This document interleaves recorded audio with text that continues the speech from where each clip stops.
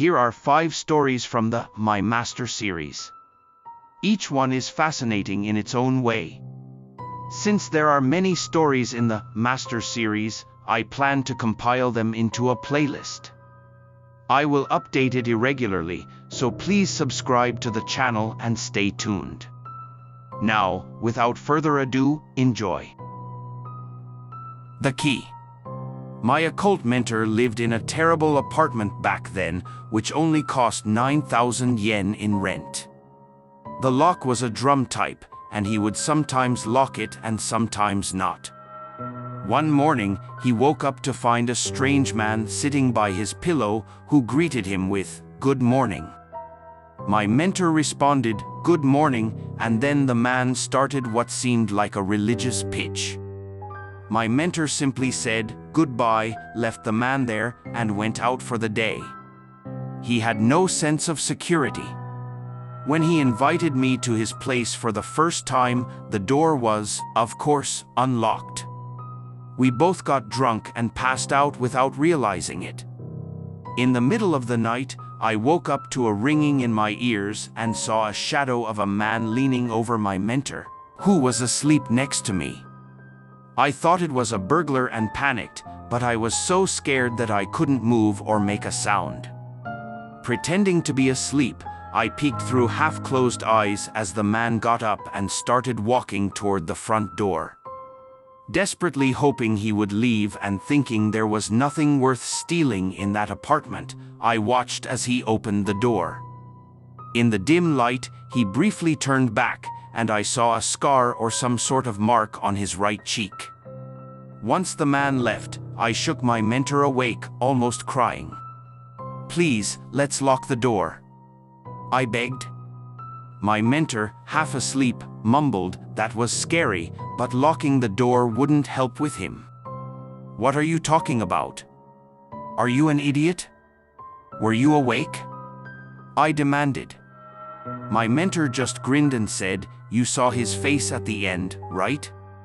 Nodding, I watched as my mentor pointed to his own eyes and said something chilling, "Glasses." And then it all made sense to me. I have poor eyesight and can't see much without my glasses. Even now, my mentor's face was just a blurry outline. "You saw him without your glasses for the first time, right?" he asked. I could only nod in agreement, realizing that was how it worked. It seemed to be a random encounter. Despite staying over at my mentor's place several times after that, I never saw the man again. Apprenticeship. When I enrolled in a university in a mid-sized city from my rural hometown, I joined a club where I met an extraordinary person. During my university entrance exam period, I started experiencing sleep paralysis frequently, possibly due to stress, and had many scary experiences. This heightened my interest in the occult. When I talked about these experiences, a senior in the club responded enthusiastically, "Hey, that's interesting." This senior was a graduate student specializing in Buddhist art. We hit it off right away, and that night, he took me for a drive. He suggested we go out for a late-night meal and drove me to a faraway family restaurant on the outskirts of town.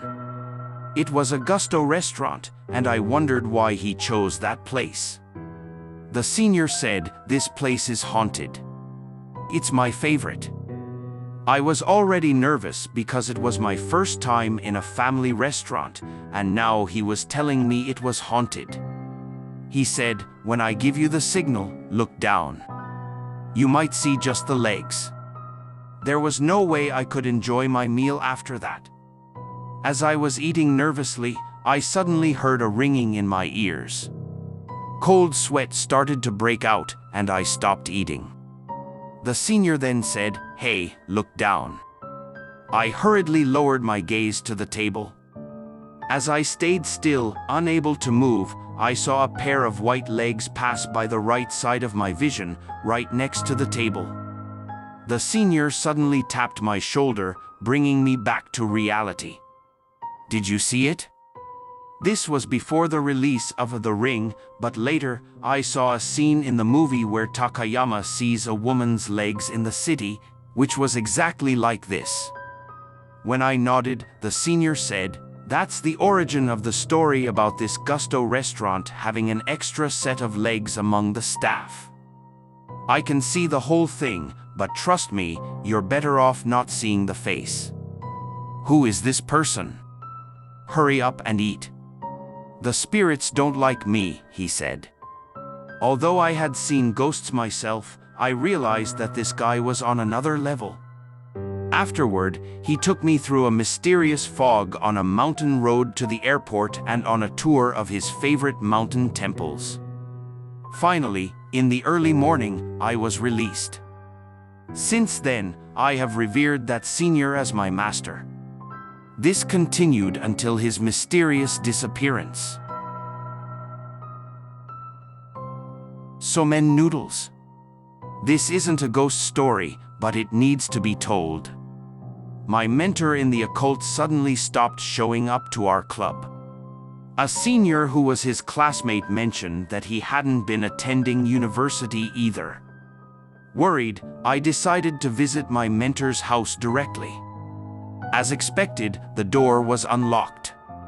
When I knocked and went in, I found my mentor lying on his futon, looking gaunt. When I asked him what was going on, he said, "I haven't had any appetite, and I've only been eating somen noodles for a week." No wonder he looked so emaciated. I told him, "You need to eat something else. You're going to die at this rate," and started rummaging through his room, but I couldn't find any food. "Is this summer fatigue?" I asked, but he didn't respond. He wouldn't answer anything, so I just left his house, feeling a bit cold-hearted. Despite fearing my mentor, I also saw him as somewhat childish and had started speaking informally to him. 2 days later, I visited again, and he was in the same position, lying in his futon. He told me he hadn't left the room and had been lying around all day. "You can't survive on just somen noodles," I said. Suddenly, he clutched his chest, ran to the toilet, and started vomiting. As I rubbed his back, I thought, even if you only eat white somen, your vomit is still brown. Then it hit me. I searched his room again but found nothing, not even somen noodles. "What have you been eating, senpai?" I asked, but he wouldn't answer. I started to think he might be possessed or something, but there was nothing I could do. I took him to the hospital by force, where he was immediately admitted for malnutrition. After getting 4 drips, he recovered and was discharged 4 days later. He never told me what he had been eating during his time in isolation. Strangely, after that incident, his demeanor completely changed. He went from saying, "Hey, you," in a rough tone to a much more subdued, "Yeah," and his childishness increased.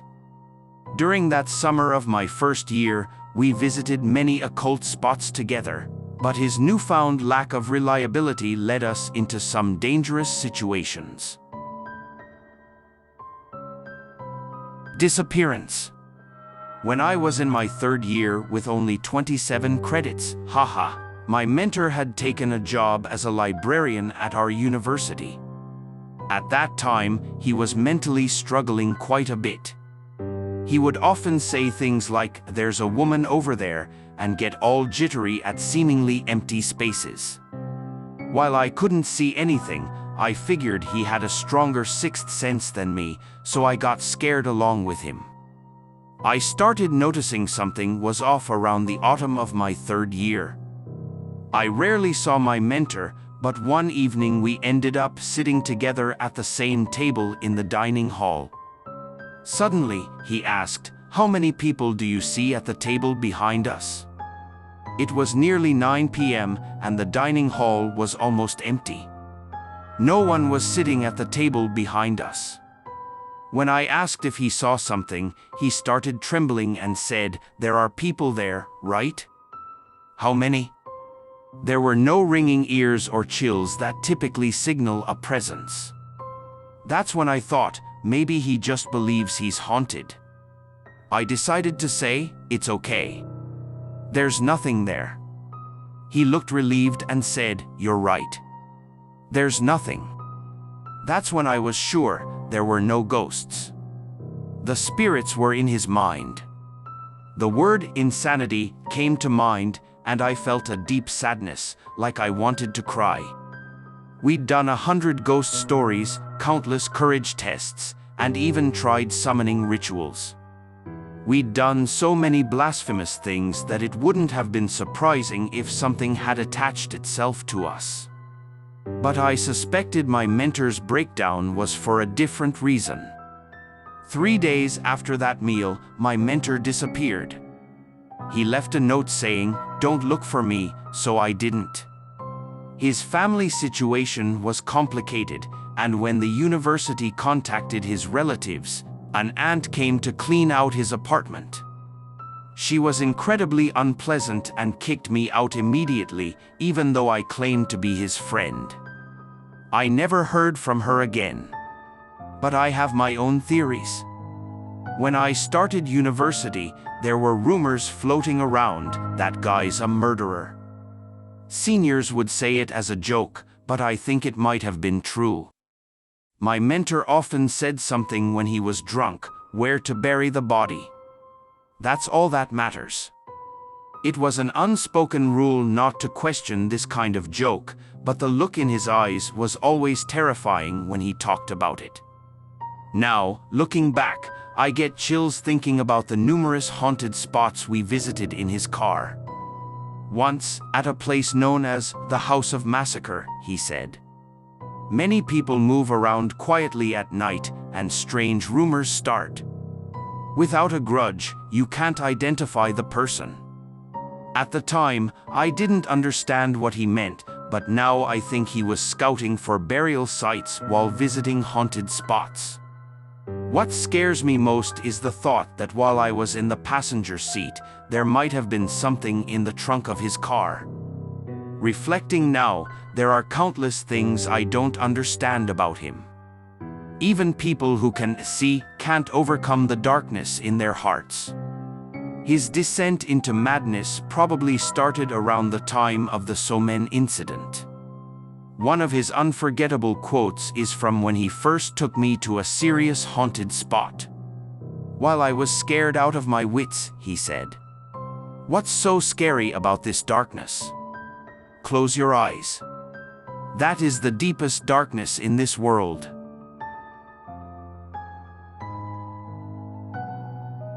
Higashiyama Hotel. I had a really intense experience once. During the summer, our circle of friends decided to visit a haunted spot simply because it was that time of year. We chose the abandoned Higashiyama Hotel located on the Higashiyama Pass. I gathered information from the internet, and since it was known for frequent ghost sightings, we decided to go there. From various testimonies, we learned there are burn marks in the boiler room, and it's really creepy there. I heard voices on the 3rd floor. When I couldn't find anything and was about to leave, I saw a shadow in the window on the 3rd floor. The 3rd floor seemed to be the focal point for many eerie stories, which piqued our interest.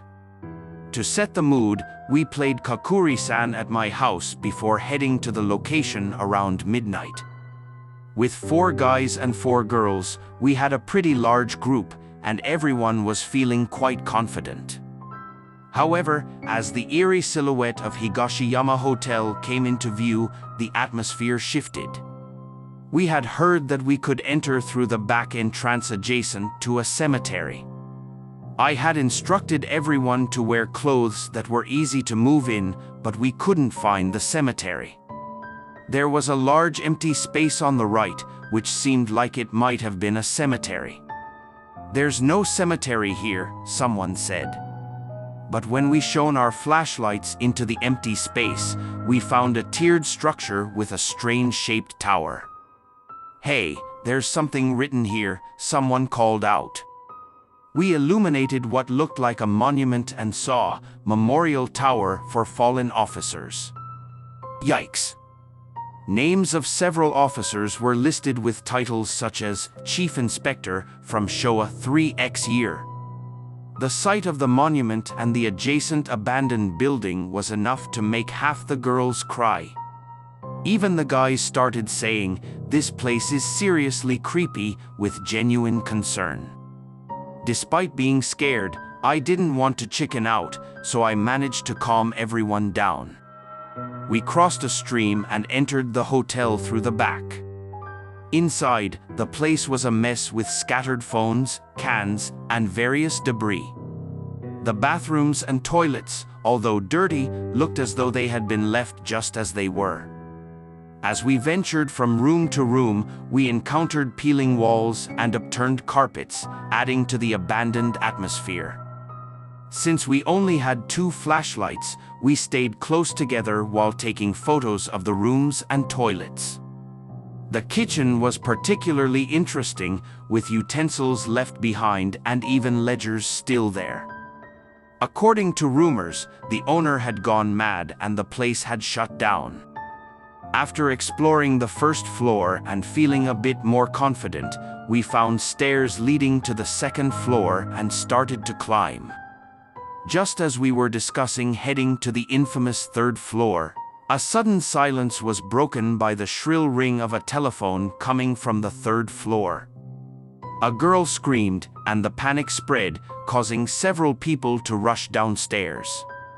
"Calm down, calm down," I urged, but the worst thing was happening. A panic could lead to accidents. I was unsure whether to go up or down, but the eerie sound of the ringing was nerve-wracking. "Don't run, walk down slowly," I said, trying to sound like a responsible adult, but the 2 with the flashlights had already rushed downstairs. As darkness descended, I felt a chill and quickly followed. Everyone was huddled together in the lobby area on the first floor. As soon as I arrived, the phone stopped ringing. "Let's go home," one of the crying girls said, making things awkward. The guys looked pale too.